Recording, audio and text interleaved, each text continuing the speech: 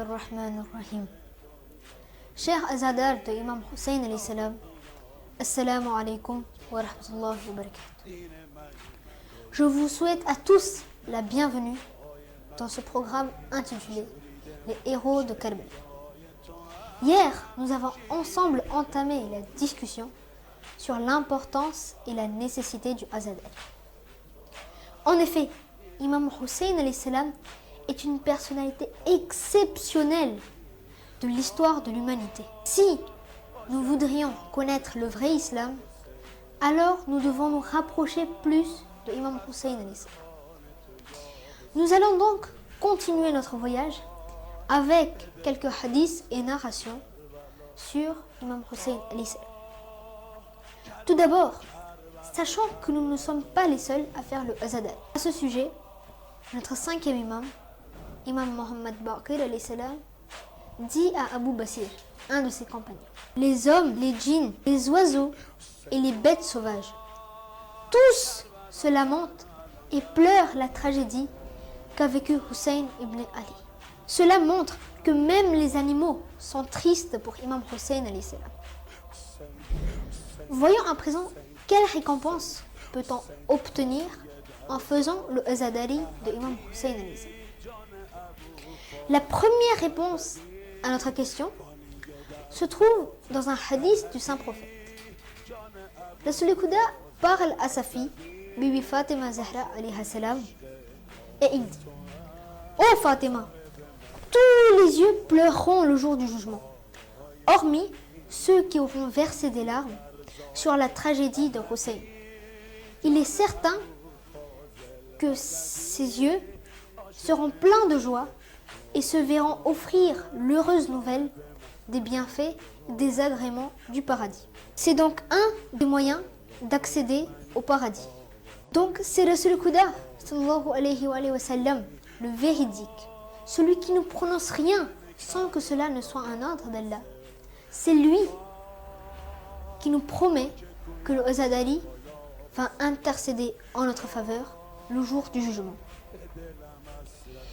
L'histoire nous raconte également que plusieurs de nos prophètes ont pleuré la tragédie de Karbala, tels que Nabi Adam alayhi salam, Nabi Ibrahim alayhi salam, Nabi Isa alayhi salam, Nabi Moussa alayhi salam, et enfin notre dernier prophète, Hazrat Muhammad Mustafa sallallahu alayhi wa sallam. Le 3 Shaban, 4 années de l'Hégire, c'est le jour de la naissance de notre troisième imam. La maison de Imam Ali alayhi salam et de Bibi Fatima débordait de joie. Rasul Khuda était heureux en prenant Imam Hussein alayhi salam dans ses bras. Des milliers d'anges venaient du ciel pour féliciter Rasul Khuda pour la naissance de son deuxième fils. Peu de temps après, Bibi Fatima Zahra alayha salam remarqua que son père était triste et il commençait même à pleurer. Alors, elle lui demanda la cause de sa tristesse. Pourquoi il était triste? Rasul Khuda lui répondit que Jibril était venu quelques instants avant et lui avait raconté toute la tragédie de Karbala. En entendant cela, Bibi Fatima Zahra devint inquiète et commença à poser des questions à son père. Elle lui dit: ô mon père, serez-vous présent durant cet événement? Rasul Khuda lui répondit: non ma fille, je ne serai plus de ce monde. Elle continua alors à poser des questions sur Imam Ali alayhi salam, Imam Hassan alayhi salam et sur elle-même. Et Rasul Khuda lui répondit 3 fois: non, vous aurez tous quitté ce bas monde. Alors, Bibi Fatima Zahra lui demanda: qui va pleurer sur mon Hussein? Qui va faire le deuil de mon Hussein? Rasul Khuda la rassura et dit: ne t'inquiète pas ma fille, Allah subhanahu wa ta'ala créera une communauté qui pleurera sur Imam Hussein et ses compagnons.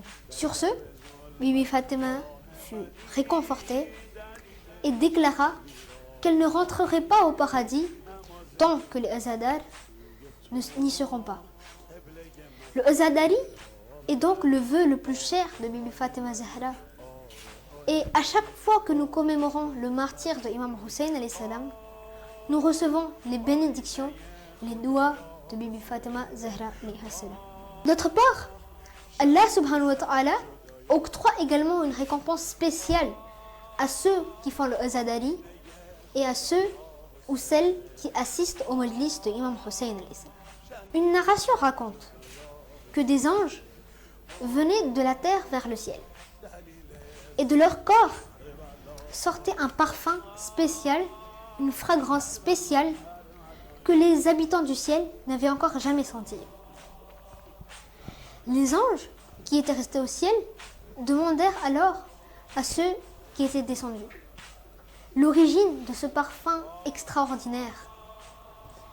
Ils disent que eux-mêmes étaient étonnés de sentir cette fragrance. Ils dirent qu'ils étaient descendus sur terre avec la permission d'Allah et ils virent un petit attroupement de personnes qui commémoraient le deuil de Imam Hussein et faisaient un majlis. Ils se sont alors joints à eux et quand le majlis fut terminé, ils sont revenus au ciel. Et depuis ce moment, ce parfum extraordinaire émanait de leur corps. Alors les anges du ciel évoquèrent eux également le souhait de descendre sur terre et d'assister au majlis de Imam Hussein alayhi salam. Les anges qui étaient descendus leur annoncèrent que malheureusement le majlis était déjà terminé. Alors les anges furent déçus et voulaient eux aussi ce parfum.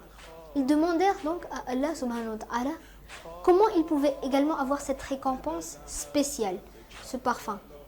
Alors Allah subhanahu wa ta'ala leur recommanda de descendre sur terre, d'aller à l'endroit où le majlis a été fait, de s'y asseoir quelque temps et donc de ce fait, Allah leur octroiera la même récompense. Nous pouvons comprendre à travers cette narration que même l'endroit où le majlis de Imam Hussein alayhi salam s'était déroulé est sacré auprès d'Allah.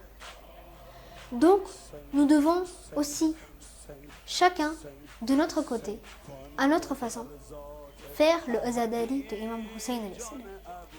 Par exemple, en récitant un Malaysia ou un Oro, ou en regardant un majlis sur YouTube, ou encore lire la tragédie de Karbala dans certains livres.